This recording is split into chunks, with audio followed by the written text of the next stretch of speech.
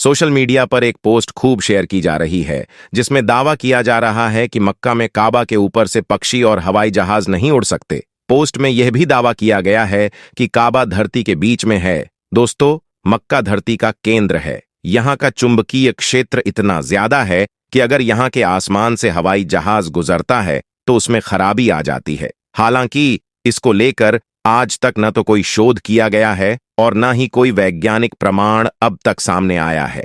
लिहाजा कहा जा सकता है कि ये दावा आधारहीन है।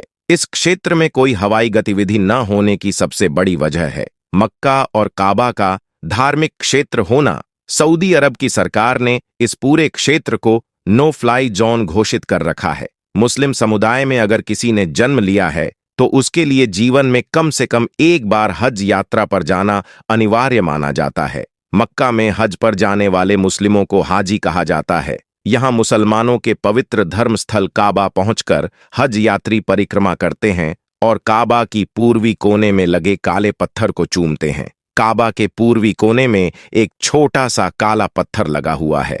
यह दिखने में भले ही छोटा है लेकिन इसका महत्व बड़ा है। यह पत्थर चारों ओर से चांदी के फ्रेम में जड़ा हुआ है। अरबी भाषा में इस पत्थर को अल हजरू अल अस्वद कहा जाता है। इस पत्थर के पीछे की कहानी के बारे में कई तरह के किस्से मशहूर हैं, लेकिन सच्चाई के बारे में कोई ठोस प्रमाण नहीं है। लेकिन वही कुछ लोग ऐसे भी हैं जो इस बात को नकारते हैं कि हवाई जहाज या कोई भी परिंदा काबा के ऊपर से नहीं गुजर सकता। मगर हम आपको बता देते हैं कि यह झूठ और गलत नहीं है, बल्कि बिल्कुल सच है। आज तक कोई भी जहाज काबा शरीफ के ऊपर से गुजर नहीं पाया है। उसके बारे में बात करते हुए अकरम ने, जो कि पिछले 30 सालों से सऊदी अरब के मक्का शहर में काम कर रहा है, उसने बताया कि मैं पिछले 25 सालों से खाना ए काबा में रहकर साफ सफाई के काम को अंजाम दे रहा हूं।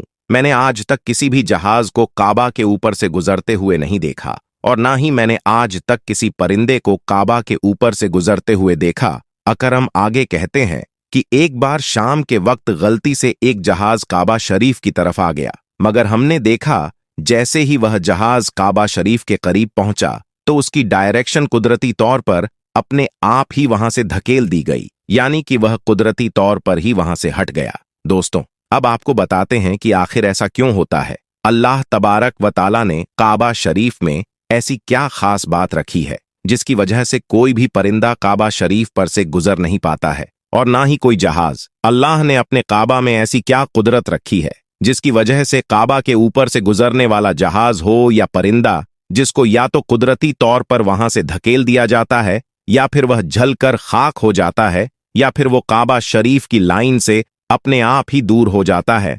क्या आपको यह मालूम है कि काबा शरीफ की तादाद 2 है? एक तो काबा शरीफ मक्का में है और दूसरा काबा शरीफ के ऊपर सीधा जन्नत में मौजूद है, जिसको रिवायतों में बैतुल मामूर कहा गया है, जहां पर हर वक्त 70,000 फरिश्ते दिन रात तवाफ करते रहते हैं। अब दोस्तों, आपको 3 ऐसी बड़ी वजह बताते हैं जिसकी वजह से मक्का शरीफ के ऊपर से कोई भी जहाज या परिंदा गुजरता नहीं है। यानी कि काबा के ऊपर से जहाज या परिंदे के ना गुजरने की 3 असल वजह आपको बताते हैं। सबसे पहली वजह तो यह है कि जिन इलाकों में ऑयल रिफाइनरीज मौजूद होती है वहां पर भी किसी भी फ्लाइट या हवाई जहाज को गुजरने की इजाजत नहीं मिल पाती है, क्योंकि ऐसी जगह पर अगर कभी कोई हवाई जहाज गिर जाए तो फिर आप सोचिए कि वहां पर कितना बड़ा और कितना खौफनाक हादसा हो सकता है और कितनी ज्यादा जान माल का नुकसान हो सकता है। और मक्का शरीफ दुनिया की एक अहम जगह है। यही वजह है कि किसी भी हवाई जहाज को काबा शरीफ के ऊपर या करीब भी आने की इजाजत नहीं है, क्योंकि खुदा न खास्ता अगर कभी कोई गैर मुस्लिम या काफिर या फिर कोई दहशतगर्दी के इरादे से किसी हवाई जहाज हाईजैक करके मस्जिद ए हराम के पास में ले जाकर उसको मार दे तो फिर कितना बड़ा नुकसान हो सकता है। इसलिए सऊदी हुकूमत ने पूरी दुनिया के लिए यह वार्निंग जारी की हुई है कि अगर किसी ने भी काबा के ऊपर से हवाई जहाज गुजारने की कोशिश की तो उसको मिसाइल मारकर फौरन तबाह और बर्बाद कर दिया जाएगा। तो दोस्तों, इससे मालूम होता है कि सऊदी हुकूमत की वजह से भी किसी भी हवाई जहाज को काबा शरीफ के ऊपर से गुजरने की इजाजत नहीं दी गई है। अगर देखा जाए तो काबा शरीफ सबसे पाक और मुकद्दस जगह है और यहाँ पर आकर दुनिया का हर मुसलमान अल्लाह की इबादत में मशगूल हो जाता है। ऐसे में अगर हवाई जहाज वहां से गुजरने लगे तो मुसलमानों की इबादत में खलल पैदा हो जाएगा। इस वजह से भी काबा शरीफ के ऊपर से हवाई जहाज गुजरने की इजाजत नहीं दी गई है।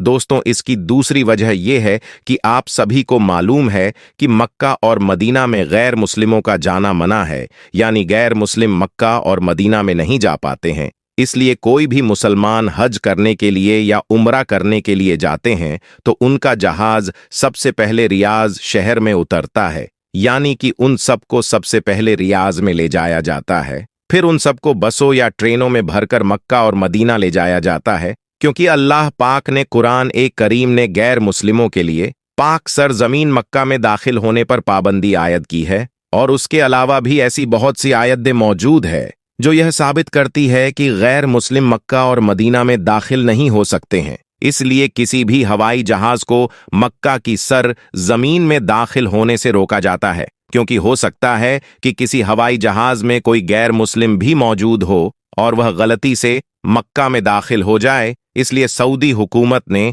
सख्ती से दुनिया भर की एयरलाइन पर उसके लिए रोक लगा रखी है, यानी कि तमाम एयरलाइंस के लिए नो फ्लाई जोन करार कर दिया है। उसके अलावा इसकी तीसरी वजह भी बताई जाती है कि काबा शरीफ को दुनिया का सेंटर माना गया है, यानी कि काबा दुनिया के बीचों बीच में मौजूद है। और आज इस बात को साइंस भी मानती है। साइंस ने भी इस बात को प्रूफ किया है कि मक्का में बना काबा दुनिया के सेंटर में मौजूद है। इसी वजह से काबा शरीफ दुनिया के सेंटर में होने की वजह से सबसे ज्यादा ग्रेविटी काबा शरीफ के ठीक ऊपर और नीचे है। उसकी वजह से यह होता है कि अगर कोई परिंदा या हवाई जहाज काबा शरीफ के ऊपर से गुजरने की कोशिश करता है तो ग्रेविटी की वजह से वह परिंदा और हवाई जहाज अपने आप ही काबा शरीफ की लाइन से दूर हो जाता है। इसका मतलब यह हुआ कि काबा शरीफ के ऊपर कोई भी चीज, चाहे वह परिंदा हो या हवाई जहाज हो या फिर और कोई चीज हो, वो अल्लाह की कुदरत से अपने आप ही काबा के ऊपर से हट जाती है। उस चीज को कुदरती तौर पर भी वहां से धकेल दिया जाता है, यानी कि उस चीज को अल्लाह की कुदरत से हटा दिया जाता है। यही वजह है कि काबा के ऊपर से कोई भी परिंदा या हवाई जहाज नहीं गुजर पाता। अगर कभी कभार कोई परिंदा या हवाई जहाज काबा के ऊपर से गुजरने की कोशिश भी करता है तो या तो उसको वहां से धकेल दिया जाता है या फिर वह जलकर खाक हो जाता है।